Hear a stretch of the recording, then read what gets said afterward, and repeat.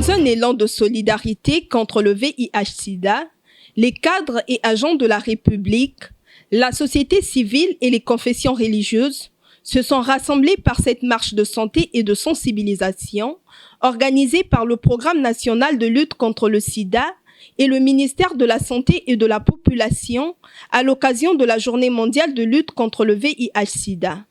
L'enjeu étant de mobiliser la communauté à un engagement en faveur de la prévention et du soutien envers les personnes atteintes de cette maladie pour concrétiser le thème de la Journée mondiale de lutte contre le VIH-Sida de cette année, à savoir confier le leadership aux communautés.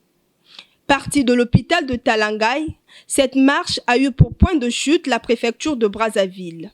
Sur place, les professionnels de la santé ont mis en lumière les avancées significatives dans la lutte contre le VIH-Sida, tout en soulignant les défis à relever afin que la communauté s'implique davantage dans la lutte contre ce fléau.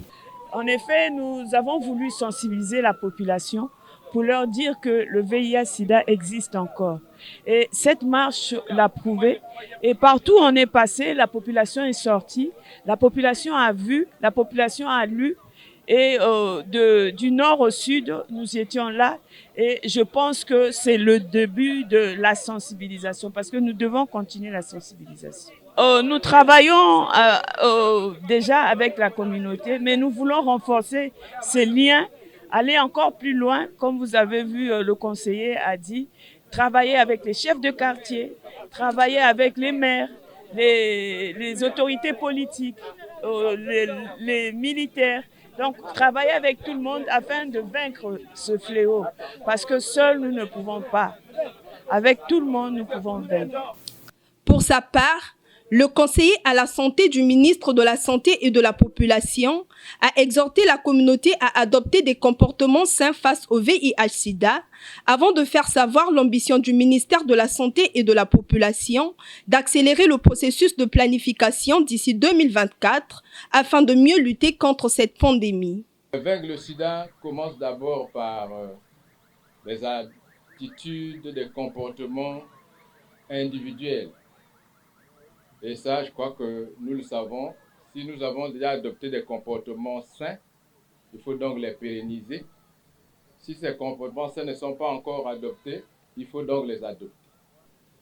Il serait souhaitable que dans ce processus de planification, les interventions majeures en faveur de cette vision où on donne le lead aux communautés dans le cadre de la lutte du VIH-Sida puissent intégrer les plans opérationnels au niveau des districts, les micro-plans au niveau des centres de santé intégrés, les micro-plans au niveau des comités de santé, des associations, les plans d'appui des directeurs départementaux, les plans d'appui des directeurs généraux dans ce processus de planification.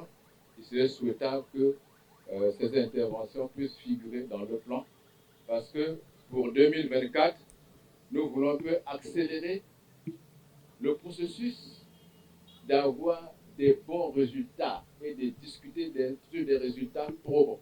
Cette marche de santé et de sensibilisation a été bien plus qu'une simple manifestation. Elle a symbolisé l'unité mondiale contre une menace commune, tout en rappelant que chaque individu a un rôle crucial à jouer dans la prévention et le soutien des personnes touchées par le VIH-Sida.